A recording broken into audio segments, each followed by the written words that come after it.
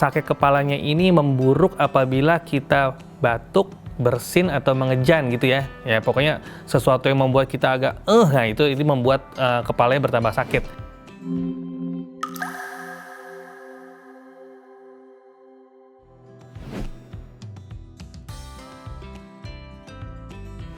Untuk pertolongan pertama, sakit kepala boleh dipijat boleh ya, tapi hanya kepalanya aja, dan dipijatnya juga dengan kondisi yang wajar ya, artinya ya. Kemudian ditempel koyo boleh, silahkan. Ini hanya untuk nyaman-nyamanan ya, hanya untuk nyaman sementara. Tapi prinsipnya sakit kepala itu merupakan suatu alarm. Jadi kalau alarm itu berbunyi, maka kita matikan alarm tersebut. Tapi bukan hanya dimatikan, kita harus cek kenapa alarm kita bunyi. Karena kalau kita tidak cek, kita akan kecolongan. Jadi kalau memang berlanjut, jangan lupa hubungi dokter saraf terdekat. Obat sakit kepala itu boleh dikonsumsi, tapi untuk dalam durasi yang singkat ya. Kalau kita perhatikan di obatnya aja ada tulisannya. Bila sakit berlanjut, hubungi dokter. Bukan bila sakit berlanjut, beli lagi. Nggak seperti itu gitu ya. Jadi memang harusnya untuk pertolongan pertama boleh, tapi harus dicari sebabnya. Bukan hanya sakit kepala kita hilangkan, tapi kenapa ini kok bisa sakit kepala, itu yang harus dicari.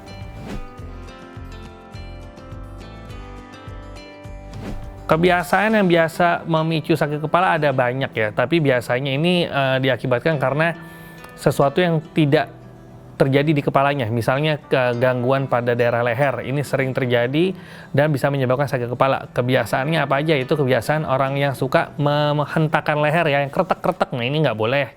Kemudian yang kedua, orang yang sering dalam posisi menunduk lama, misalnya menggunakan gadget, kemudian menulis terlalu lama, depan komputer, depan laptop, mengiris bawang, pokoknya nunduk terlalu lama.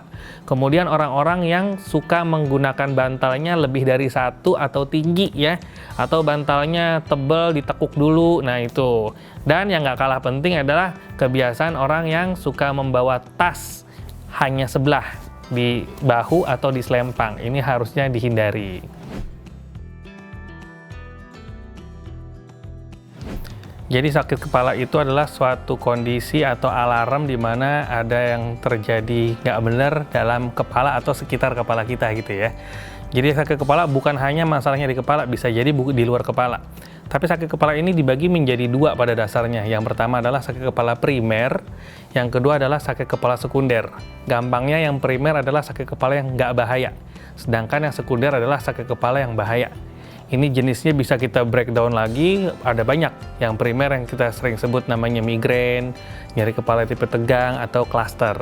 Sedangkan yang nyeri kepala tipe sekunder atau yang bahaya, ini bisa terjadi misalnya karena perdarahan otak, infeksi selaput otak, tumor otak, ya. Jadi yang seperti ini yang bisa berbahaya justru.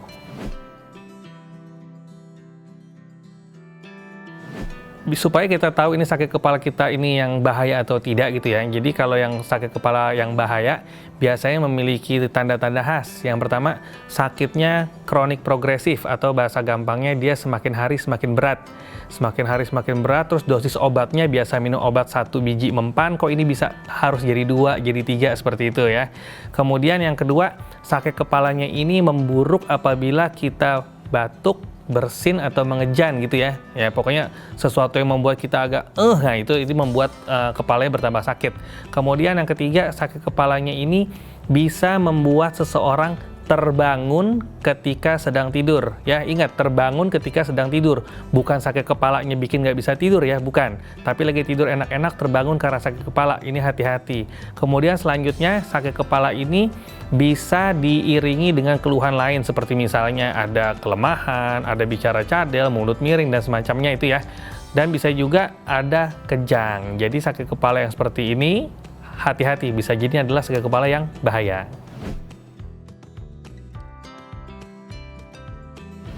Kalau sakit kepala tidak ditangani dengan tepat, nggak tuntas ya, nggak ketahuan sebabnya apa, itu malah dia bisa berlanjut dan akhirnya bisa berakibat kecacatan bahkan kematian. Karena bisa jadi ini merupakan salah satu tanda misalnya perdarahan otak atau ternyata tumor atau ternyata infeksi selaput otak yang bisa berkomplikasi menuju pembengkakan otak dan bisa berakibat fatal.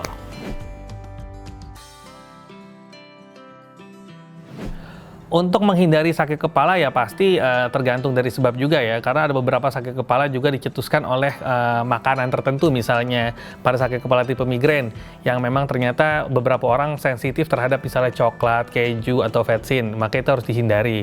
Tapi ada juga sakit kepala yang paling banyak adalah tipe tegang, di mana sakit kepala ini karena posisi yang salah, yang seperti saya jelaskan tadi, itu sebaiknya dihindari.